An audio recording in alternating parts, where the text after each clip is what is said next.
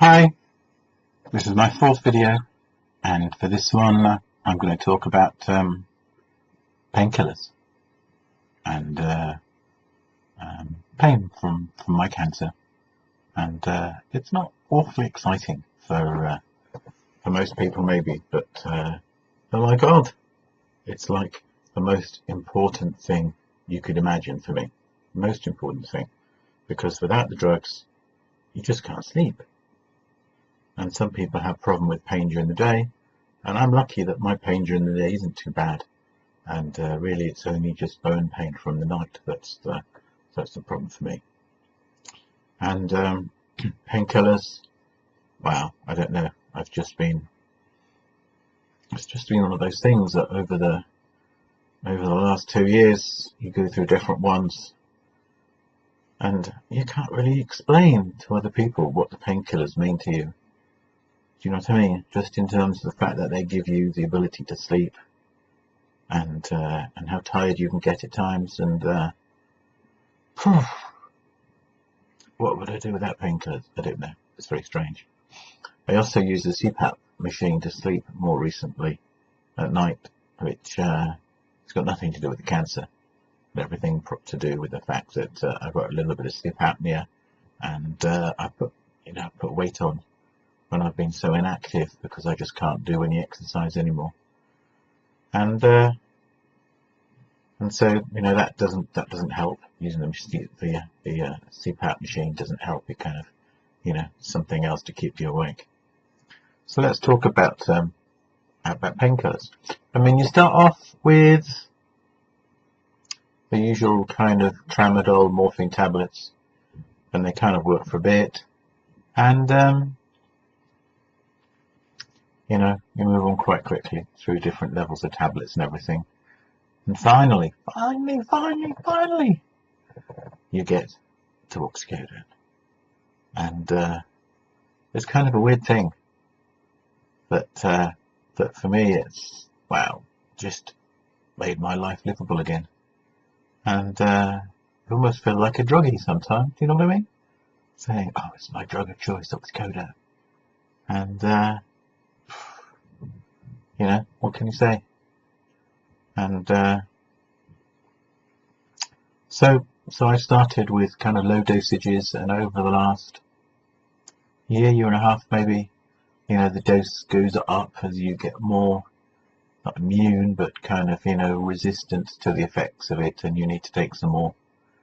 And you get to the stage where you hit 100 milligrams of the slow release, and you think, oh wow, that's a lot. And then, a good few months later, I don't know, 6 months, 8 months later, maybe you get to 200 milligrams as slow release. And then a bit later it goes up, and you go, I don't know what to do. It feels really weird and strange taking more and more painkiller as you go along. But, they tell you that as long as you're taking it for pain relief, then, it's okay. You can, it's not like you're being addicted, or it's not like you're taking the drug for the drug's sake. And for me, I've always ended up now and again using some of the fast oxycodone, either the tablets or the Oxynorm liquid. And the people who've helped me immensely with my pain relief have been a hospice, a local hospice called St. Peter's Hospice.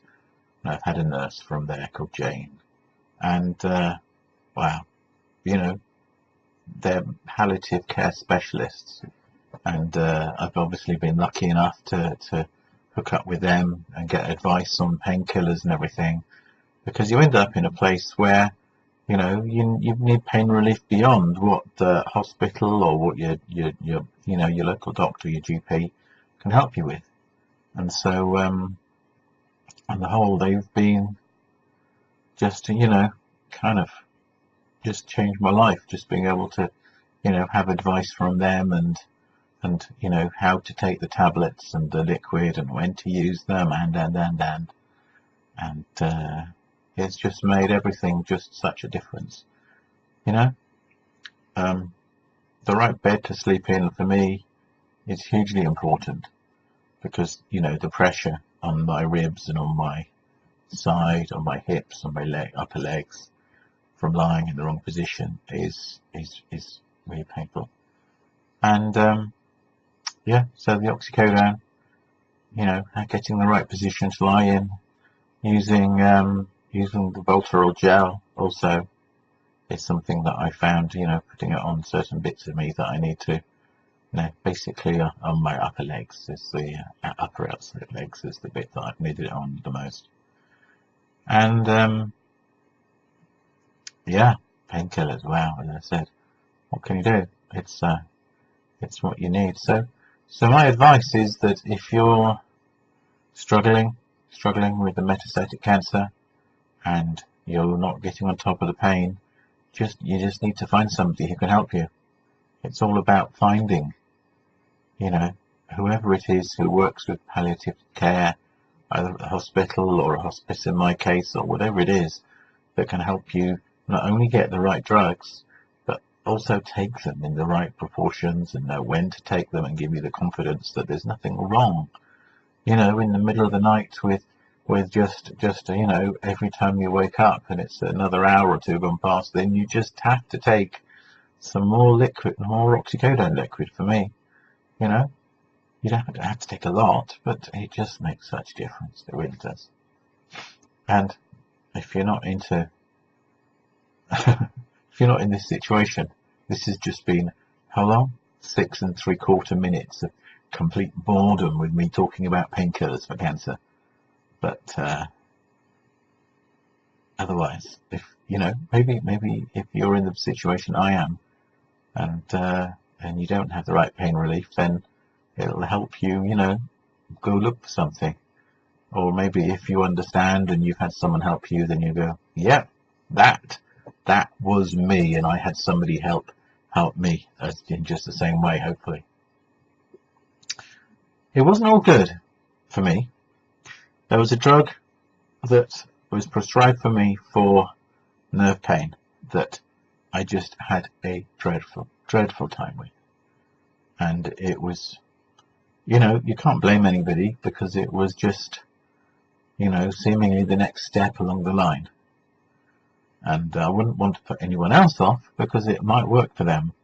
But I was diagnosed with a diazepam drug called clonazepam.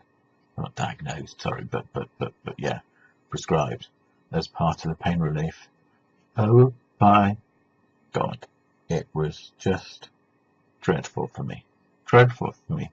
It put me out of my head. It really did. And I was in a really weird place. I was off work a bit. I was so anxious. I was paranoid. You know, I thought I'd done things wrong at work and that they were going to call the police on me and that the police were going to come and take my computers. Don't know why that was. And it took me 4 weeks, 5 weeks maybe, to actually come off the drug. And I'd only been on it 3 or 4 weeks, you know. And so I know people have dreadful experiences with benzodiazepines, and my short time is nothing maybe compared with their time if they've taken it for a long time and been addicted. But I just couldn't believe how weird things were, and just you know, and I was not able to really drive for a few weeks. My wife had to drive me to work because I just couldn't focus. I just couldn't. Yeah, and so another one that was tried for the same thing, just to help with the nerve bone pain, was duloxetine, and that's also called Cymbalta, I think, is the kind of brand name in the UK. But anyway, duloxetine, and 30 milligrams didn't affect me too much. I was a bit tired. 60 milligrams, I was so dopey and tired. I would kind of almost not exactly lose a day, but you know. It just, you know, I just kind of sleep through the majority of it without really helping with the pain. Obviously, I felt you were asleep, you were sleeping, but you know, I want to sleep at night time, not in the daytime as well. So yes, that was just a kind of a mild thing to Loxapine. It was the Cymbalta that was the really bad thing, really problematic thing. But anyway, that's me wittering on for about my painkillers, and if you've walked all the way through, my goodness, props to you. But yeah, it's such a key thing in my life at the moment, where I am at the moment with my cancer. So anyway, I'm going to finish there. If you're not subscribed, please do. And thanks for watching, and I'll catch you again soon.